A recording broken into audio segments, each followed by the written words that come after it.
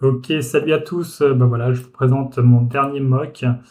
C'est une caisse à savon. Donc j'en avais déjà fait une sur le thème du bidet. C'était un bidet.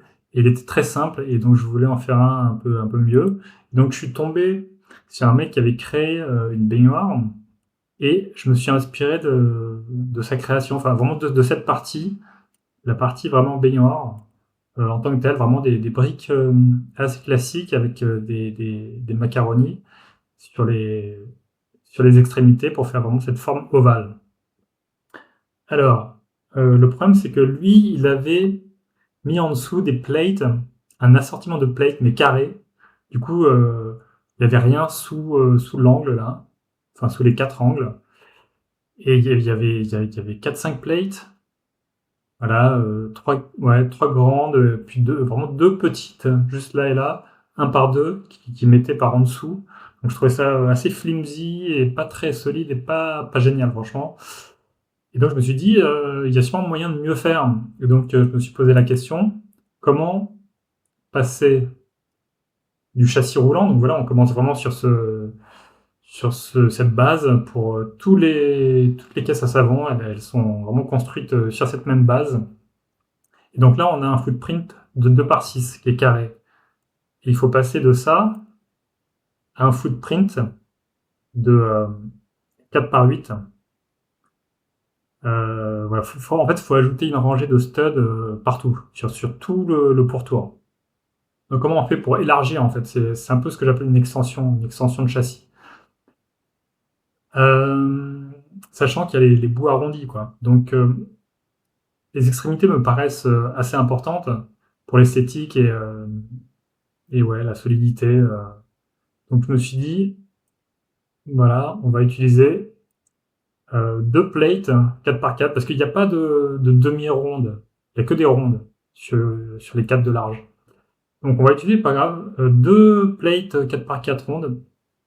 Et puis voilà, comme ça on va pouvoir avoir les beaux arrondis pour le devant et pour l'arrière. Et puis pour le milieu, bah, c'est pas grave, on peut mettre des briques, les briques 1 par 4, on peut les mettre. Et voilà, il y aura juste un petit creux, ce qui n'est pas grave du tout à mon avis. On va voir ce que ça donne l'ensemble. C'est pas grave du tout à mon avis parce que bon, on est sur une forme ovale. Euh, c'est un peu comme si on fait la comparaison avec un corps humain, c'est un peu comme si, c'est un peu la forme un peu. Enfin, on voit qu'il y a un petit trou. Déjà, je signale qu'il y a aussi un trou au niveau enfin, du châssis, quoi. Le châssis est plus allégé au milieu. Et là, c'est un peu comme si la taille était cintrée, si vous voulez, quoi. Donc, je trouve que non seulement c'est pas grave, mais même ça peut être mieux parce que ça allège un peu la construction. C'est pas overbuilt et c'est assez joli comme ça, je trouve. Voilà, d'avoir cette taille qui est plus, enfin ce milieu qui est moins construit, qui est moins lourd du coup. Je rappelle qu'on est quand même sur un véhicule qui doit aller vite, donc même si c'est avant tout pour se marrer, mais voilà, s'il peut être un peu léger, tout ce qu'on peut gagner en légèreté, c'est bien. Et puis là, c'est vraiment, ça aide aussi au niveau esthétique, quoi. Ça fait un peu cette forme de sablier. Donc quand on pense à aérodynamique, on pense aussi à la forme goutte d'eau. Donc ça fait aussi un peu goutte d'eau, donc un mélange entre goutte d'eau et sablier. Voilà. Donc je vais vous montrer la suite. Alors on reprend cette base et on va la remplir. Là on va fixer déjà parce que les deux plates rondes 4 par 4, on va mettre une plate 2 par 4 au milieu qui va vraiment fixer. Ça fait un sandwich avec la brique 2 par 6 de la base. Là, on a vraiment ces deux rondelles de tomates, si vous voulez, qui sont prises en sandwich. Et vraiment là, c'est bien solide. Voilà. Et puis cette plate 2 par 4, elle est souvent utilisée. C'est un bon footprint pour l'habitacle qui permet d'avoir le conducteur, le guidon et d'avoir un peu de place aussi pour éventuellement un dossier. Bon, là, je vous dis tout de suite, je ne vais pas mettre de dossier. Par contre, je vais mettre quelques micro-builds. Donc, on va voir ça tout de suite. Alors, je vais pouvoir. Là, du coup, j'ai deux studs en plus parce qu'il y a il y a cette nouvelle pièce assez spéciale qui aide à remplir l'arrondi. Qui aurait pu être sans stud, mais j'ai choisi de mettre la version avec stud.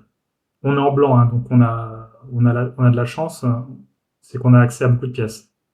Cette pièce, elle est assez particulière, assez récente, mais je suis content de l'avoir utilisée. Et donc, on va mettre des microbulbes. Alors, bon, évidemment le guidon, enfin le volant.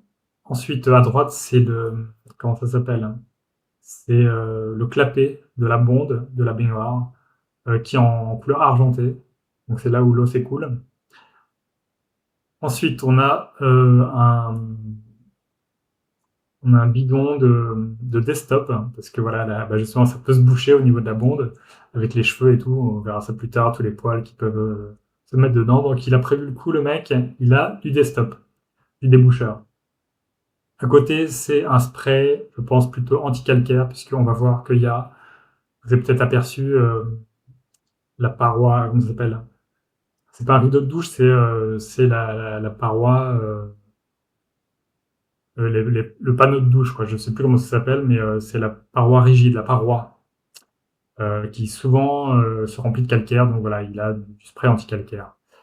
J'aurais pu rajouter une éponge, j'ai oublié. Je vais peut-être la remettre parce que j'ai pas encore publié mon mock. Alors, là, c'est une étape assez importante. Je vais commencer par le milieu. Il y a une tuile, il y a deux tuiles, une de chaque côté, 1 par 4.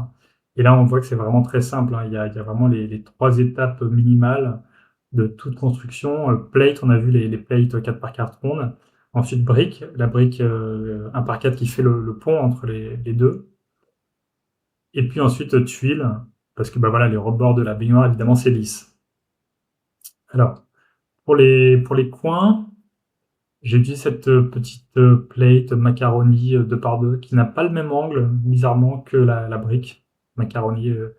Brique et plate macaroni n'ont pas visiblement le même angle. Au début, je me suis dit 18 alors.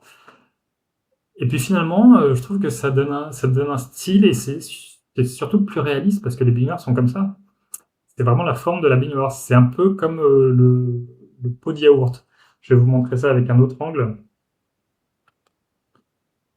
Voilà. Alors, pardon. Euh, voilà. On voit que là, au niveau de la plate, hein, c'est d'abord un angle, un arrondi très prononcé qui est vraiment sur du 2 par 2, très arrondi. Et là, c'est vraiment beaucoup moins arrondi, c'est juste le coin, c'est plus sur du 1 par 1. Donc voilà, il y a une grande différence. Mais moi, ça me convient très bien.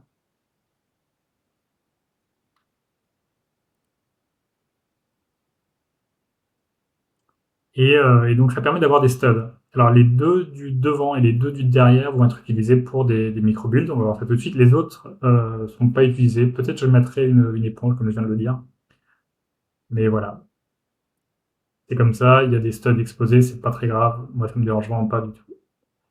Alors, pour accrocher, parce que le micro-build du fond, c'est une barre de douche. Alors, puis il y aura aussi le robinet qui va venir sur ces deux studs-là. Alors malheureusement, j'ai pas trouvé, enfin ça n'existe pas, de plate avec clip exactement comme celui-ci, mais avec le clip vertical, c'est-à-dire que ça permettrait de mettre une barre à la verticale.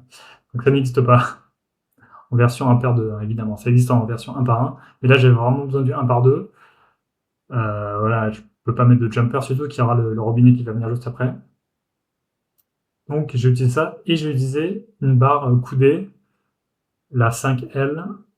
Voilà, donc bon, je rentre pas dans les détails, c'est pas la meilleure partie, c'est pas la partie dont je suis le plus content.